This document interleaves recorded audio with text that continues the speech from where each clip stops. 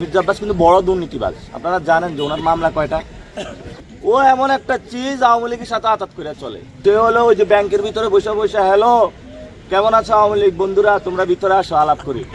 ভাই ভাই একটা সন্ত্রাসী যদি আপনাকে, একটা চাঁদাবাজ, ও তো হারাম টাকা, আমি ওটা খাইলে তো সমস্যা হবে আমার। আমি হারাম কোনো খাই না। এই বিরিয়ানি ওনার যদি হালাল ইনকাম থাকে সেটা সোর্স বের করুন। আরেকটা বিষয় হলো মির্জা আব্বাস কিন্তু বড় দুর্নীতিবাজ। আপনারা জানেন যে ওনার মামলা কয়টা।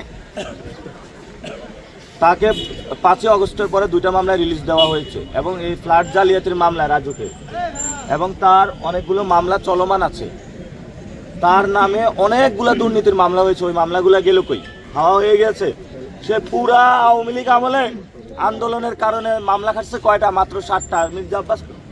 মির্জা ফখরুল কয়টা খাটছে? 129টা। সে হলো ওই যে ব্যাংকের ভিতরে বসে বসে, হ্যালো কেমন আছো আওয়ামী লীগ বন্ধুরা, তোমরা ভিতরে আসো আলাপ করি, এই ধরনের গাল গল্প করতো। মাত্র 7টা মামলা গেছে। ও এমন একটা চিজ আওয়ামী লীগের সাথে আতাত করে চলে।